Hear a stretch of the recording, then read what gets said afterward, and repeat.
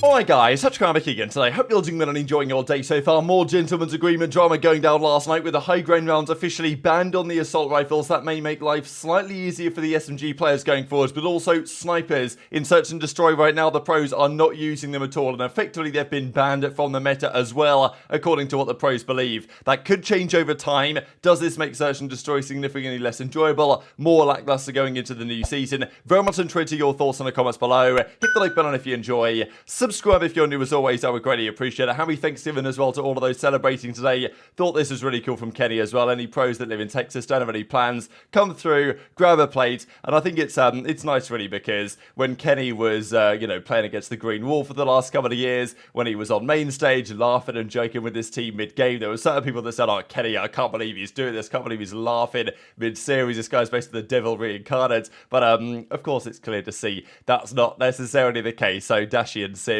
maybe going to come through as well. This is another big piece of news. We've got to be thankful to Treyarch actually putting in a big shift at the moment, because the latest rumor is that Treyarch are killing it on their new game that's going to come out next year, Call of Duty 2024. This will apparently represent the longest development time they have ever had to put into a title after the 2-year cycle that this effectively is. The fact that we've had Vanguard and now this new game is also a Sledgehammer game.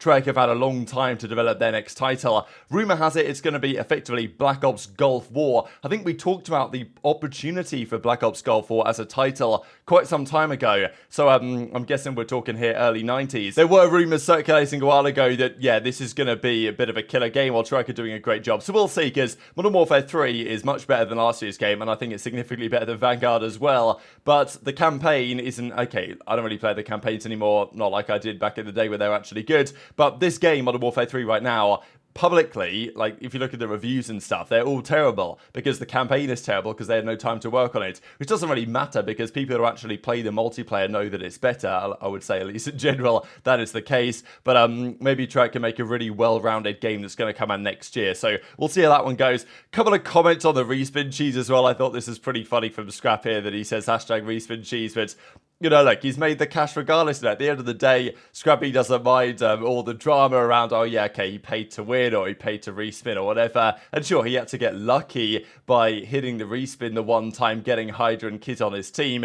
and then he had to capitalize upon it. But as he said yesterday, you know, invested $300 or whatever to make 10k. So he doesn't really care about the noise because it's, well, he's got the cash deposited in his bank account at the end of the day, I guess sometime soon. And even as Toronto say, if OpTic decided to respin, they would say it was a 1000 IQ play. So yeah, I don't know, Toronto already running up this rivalry a little bit before the season begins. It's going to be an interesting one, OpTic versus Toronto. It's always been a good one, certainly back since the Cold War days when that was a massive rivalry all season. Okay, many of the players that were there at the time, okay, Insight and CleanX were there, but it's a different team now, OpTic, than it was then, and it's a different Toronto team now than it was then. But all season long, they were really OpTic's kryptonite that season. You know, the amount of Game 5s they went to, and then Toronto were typically winning Game 5. Hopefully we have more banger series between the two teams going into the new season. But let's talk about this gentleman's agreement stuff, because it's pretty funny actually. Last night I mentioned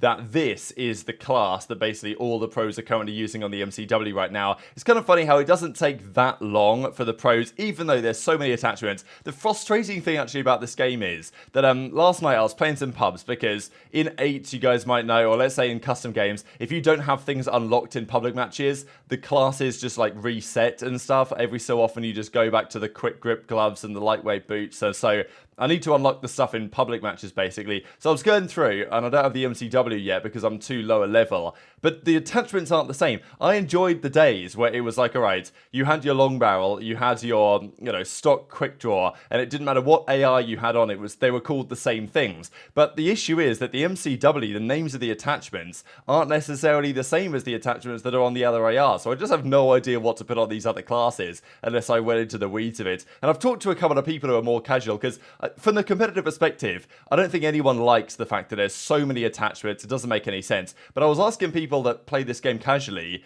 what they think about it, and they were like, yeah, it's well annoying. Like, I wish it was just red dot and quick draw or whatever, rather than like a million attachments. So I just don't understand who this is meant to be for.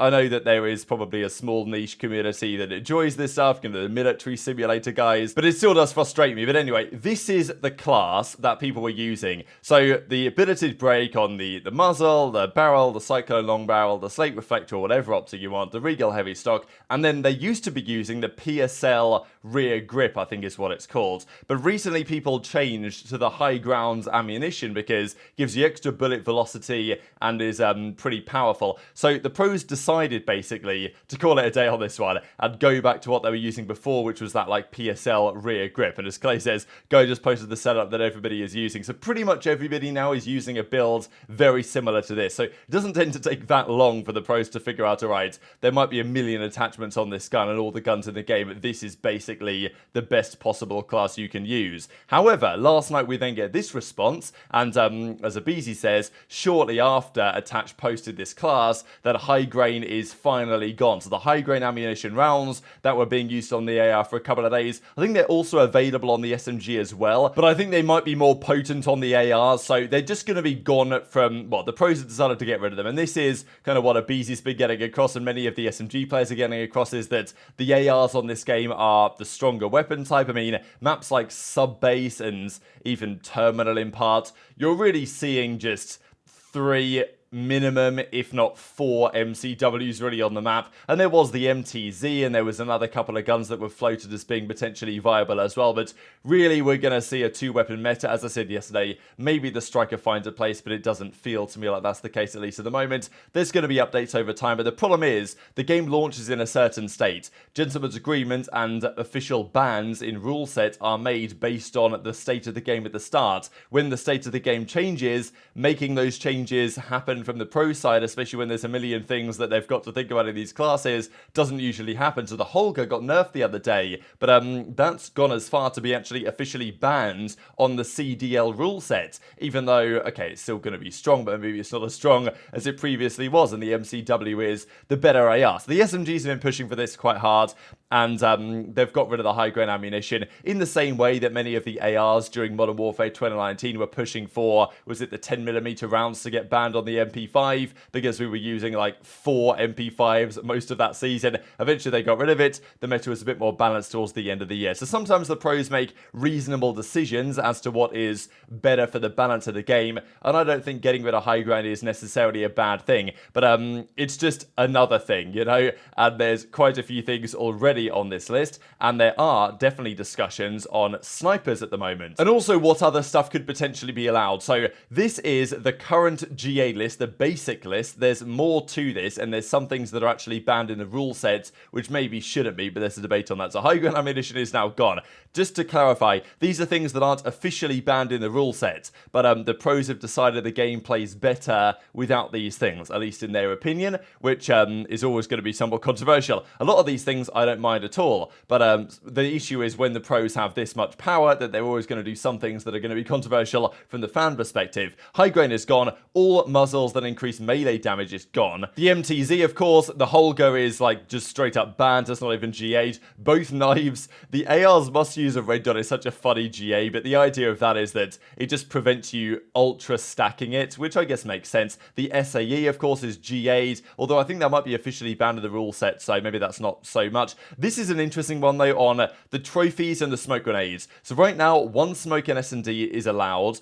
I do wonder whether 1 smoke in respawn should also be considered. Now, I know that people spawn in and just chuck them across the map, and because you get one every life, it could be a bit of a mess, but I still think it's worth considering. In addition to the DDoS field upgrade, which would temporarily disable nearby trophy systems, that would enable you, even maybe without a smoke, if trophies were disabled using the DDoS field upgrade, if 1 player could use that, that would enable your, you know, stuns and nades to work, so you could actually break some of these hills, because some of the placements, and I know that over time, teams get better at breaking hardpoints, you know, they figure out how to do it, but there are certain rotations, certain hills, that I feel like a smoke might be a viable option to use. And let's be honest, back in the day, Modern Warfare 2 originally, you know, GAs like this just didn't exist. They just used what was in the game. Okay, there was like claymores, okay, they're banned and they're not going to be used. But most things were allowed and were free game, especially the snipers, right? Back in the day, I mean, it wasn't even that long ago. We're talking World War II season, 2018, shall we say, when we used to play USS Texas with 4 sniper rifles on the map. Like, there used to be a sniper on both teams on the left lane and a sniper on both teams on the right lane. That was the strategy,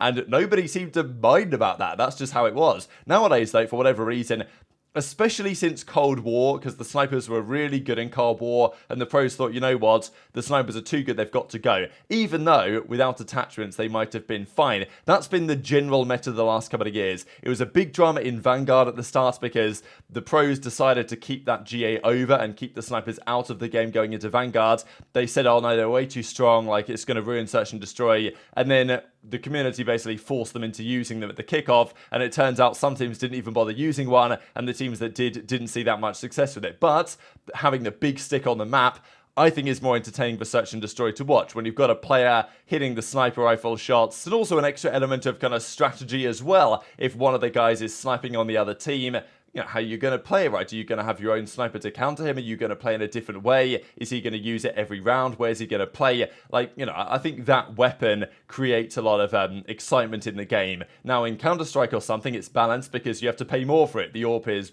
$4,750 in that economy-based game. In COD, you get it for free. So this is why the pros have always talked about this. Many teams over the last couple of years, I mean, there was all this drama when OpTic were like, oh, we don't want to ban it, but if we do say yes, then we can keep something else. So there's all this politics that happens behind the scenes. The question that I have is, could it potentially return with no attachments? Because this has been the thing the last couple of years, and sure, I get it, you know, the snipers are good. There's no doubt about it. I mean, here's Sprat hitting some shots. I also wonder whether, like, could they just GA it on high rise? Is that a possibility? Because I feel like on most Search and Destroy maps, the sniper is not going to be that good that it requires not being used by the pros. High rise, sure. I mean, even we've mentioned it before that way back in, let's say, Modern Warfare 2 originally, one of the strats was just 2 snipers to hold angles, or even I'm pretty sure in Advanced Warfare when they played it as Skyrise, that was also a thing that would sometimes happen where the snipers were, the Morse as it was at the time,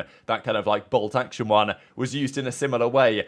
So, yeah, okay, the snipers are strong, and, like, the class that Scrappy is using here, like, it aims down sights quickly, but the main bolt-action sniper, with no attachments on it, aims down sights so slowly that it surely can't be overpowered, and I'm almost certain that if the pros were to say, all right, snipers are allowed, I very much doubt that they would be, like, ruining or overtaking the meta, you know what I mean? There might be one per team. And on high rise, you might see that more often. And maybe if it's too good on high rise, because the way the map is designed, you could just ban it on high rise or something. But apart from that, I just don't see how it makes the experience better. And I think in general, fans want to see snipers in the game. So the idea that, well, I didn't even really read that bottom of the tweet. Basically, snipers are currently out, but potentially not fully out and might be brought back in. But the issue is that the fact that the snipers are kind of gone, and the pros have probably said in their little GA chat that, oh yeah, snipers are gone, the chances of them coming back, it's going to take, as it has done before, probably some community backlash for that to be the case. What I find funny about this, right, is that here we are watching Donald Temp